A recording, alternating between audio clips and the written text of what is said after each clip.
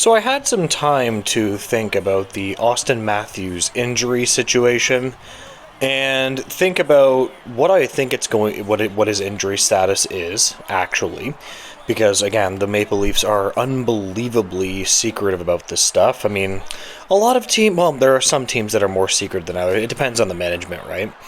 And it feels like we've been getting a lot of misinformation about this. Whether there's been misinformation that has spread from insiders that don't know what they're talking about or something like that. But these are pretty reputable insiders last time that said that Auston Matthews' injury is, the Leafs believe that he is going to be fine once he comes back from his injury. I don't know if you guys remember, but that's what was said last time. And it obviously does not seem to be true, okay? When he returned from his injury last time, he did not look right. So if you're watching his skating stride, I'm sure you guys have been keeping a close eye on Matthews as well.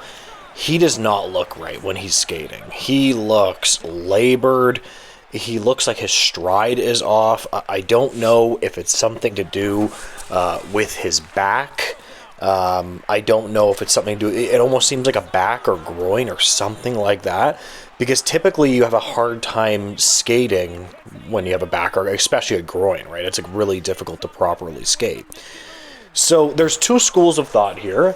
He was out for, I believe, essentially around a month. He was out for a while, and then next thing you know, this guy was going to Germany, and then we got the news that but he's going to be fine when he comes back. Which I mean, I don't know what the hell to think of all that. That's ridiculous. So my thought process is this. He's out again, okay? We don't know exactly what's going to be happening with his injury. Maybe the Leafs just want to see how he reacts over the Christmas break. I don't know about you guys, but I'm starting to get pretty worried about this personally. Like, this is something that they went from, he's going to be completely fine after this probably to, he's out again. And Craig Berube, I'm not a doctor kind of thing, and I'm just like, I'm getting pretty worried. Like if I could score it from a 1 out of 10, I'm about an 8 right now. I'm an 8 right now. I'm pretty worried, right? So now the question of the video is, should the Maple Leafs just shut down Auston Matthews? Okay, should they just shut him down? And I'm going to say the answer is yes. Like, I think that you should just do it indefinitely. Unless he needs a surgery or something. I don't want him to get. Now, this is completely just me speculating. But if, let's say, he needs some kind of procedure, I don't want him to do that. I would like him to get warmed up as much for the playoffs and then get into the playoffs, because we need him, even if he's 70 or 80% in the playoffs. It's going to be incredibly, incredibly important, right? And if you don't have him, I'm sorry, I just can't see the Leafs doing anything in the playoffs, in my opinion. Now, I was listening to Leafs Talk. I listened to Leafs Talk and all the other Leafs podcasts, and they were talking about, like, you don't want him to be, like, you don't want the NHL to turn into the National Basketball Association, right? Where essentially they're just resting guys all the friggin' time. They're resting guys all the time, and it's all about load management.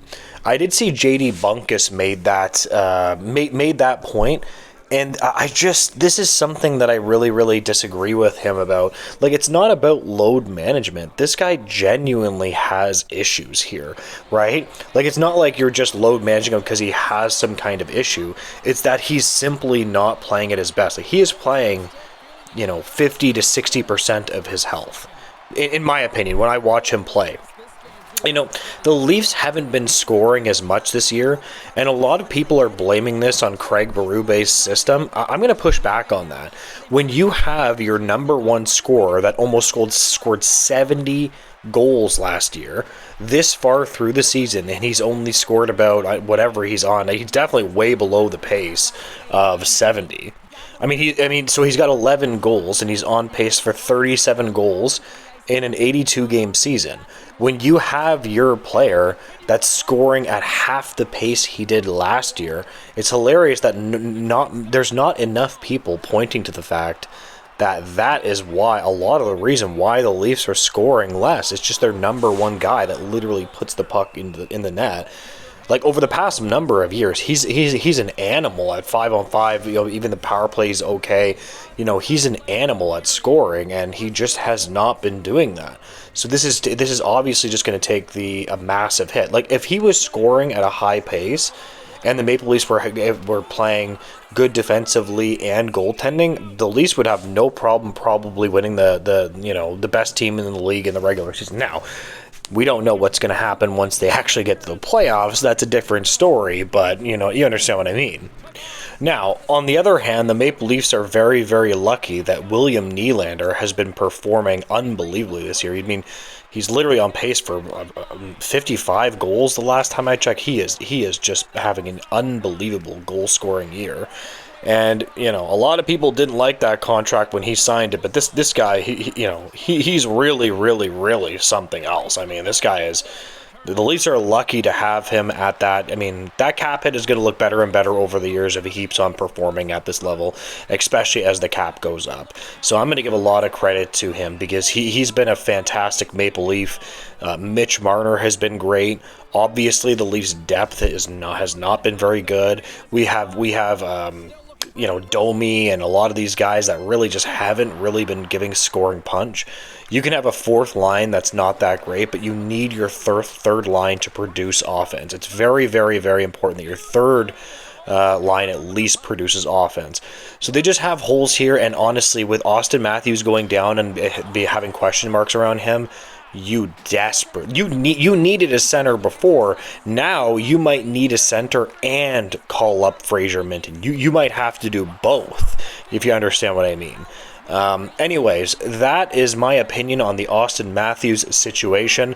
I want to know what you think the Leafs should do. By the way, Merry Christmas, Happy Holidays, guys. Make sure to like, comment, and subscribe. I really do appreciate that, and have a great day.